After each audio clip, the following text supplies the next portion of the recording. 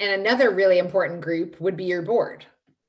So you mentioned, doing the B Corp certification in and of itself is a big impact on resources, both from people and financial, and there's, board sponsorship typically involved with that, but also there is a legal factor in changing to a benefit corporation. And so tell us a little bit about how did you approach your board with this? Because that can be an obstacle for leaders who feel very motivated to do this, but then have to get a board on board, so to speak, with this initiative. So yes, well, it's interesting because the foundational discussion around this didn't happen at the time of the B Corp certification recently.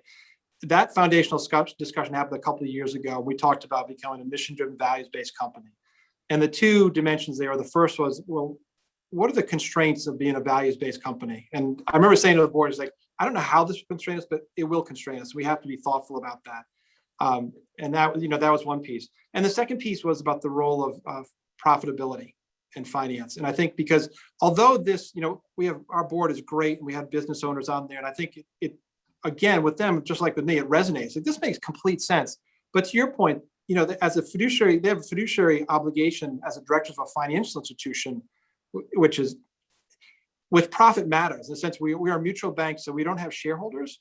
However, the corollary of that is we can't go to the public markets to access capital. So we can only grow out of earnings. We can only invest for the future out of earnings. So profits are really important. And believe me, profits are incredibly important to our regulators. So that was a key issue. And I think this is where we talked a little about this, Tara, before, that the soundbite of purpose over profits is really not helpful to the conversation, because it reinforces this idea that the pie of value is fixed.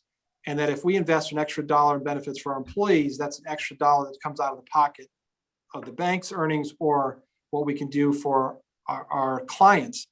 And instead, you have to look at it with a kind of a growth mindset to say that, this is a discussion we have with the board, is that we believe that if we go forward and focus on creating value for all these stakeholders and over time, and we run our business with operational excellence and financial discipline, we can grow the pie for everybody, right?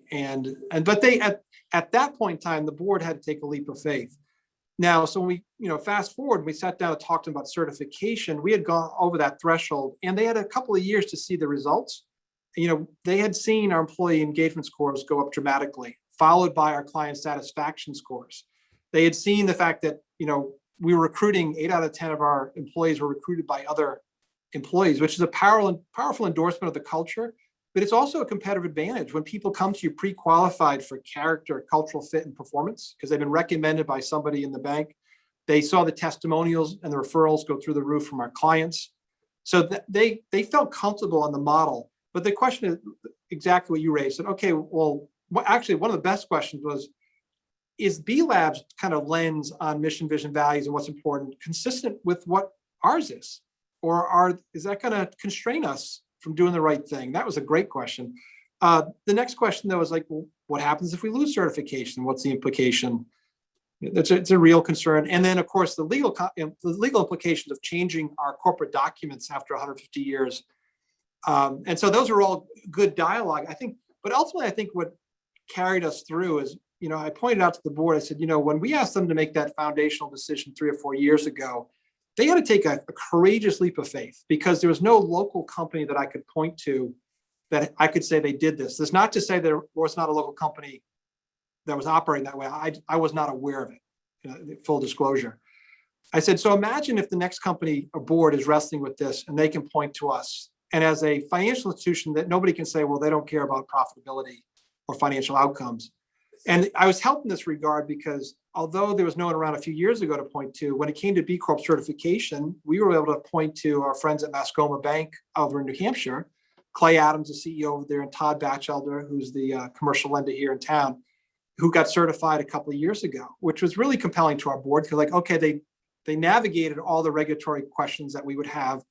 And they, in the best B Corp spirit, they were really forthcoming and sharing their experience with us, which I was able to share with the board. So this idea of like, hey, what kind of impact can we have if we can kind of be a model for other companies? And if other companies kind of emulate this model, like ours and other B Corps, then their employees benefit, their clients benefit, and our entire Maine community benefits. And I think that's really what, brought the board into consensus. Although, they're really there with us. And we have their kind of full, unbridled support at this point. So important to consider for leaders considering this path or getting more curious about it, that you have emphasized continuously the importance of that foundation that you laid in advance of introducing B Corp certification, and that you'd proven that it was working. So it wasn't like you had to talk the board into anything at the point that you went into this, bigger process. There sounds like some really meaningful and important questions to consider strategically, right, but that you weren't caught in the trying to talk anybody into anything mode. It was more of a business decision making, legitimate business decision making, which is what I would hope for every leader is the position they're in. I think so. I think especially in here in Maine, I think people are receptive to this approach because it resonates, right? Who doesn't want to work in a great culture, and who doesn't think that a great culture is going to deliver better results for clients, and that clients in turn are going to go enter a deeper relationship with you and then send their friends and referrals, right? It's very common sense, but it's different from kind of the narrative we've had out there, the Milton Friedman approach about shareholder primacy, and so it's a thoughtful decision for businesses or people or partners in a business to make. There's no doubt.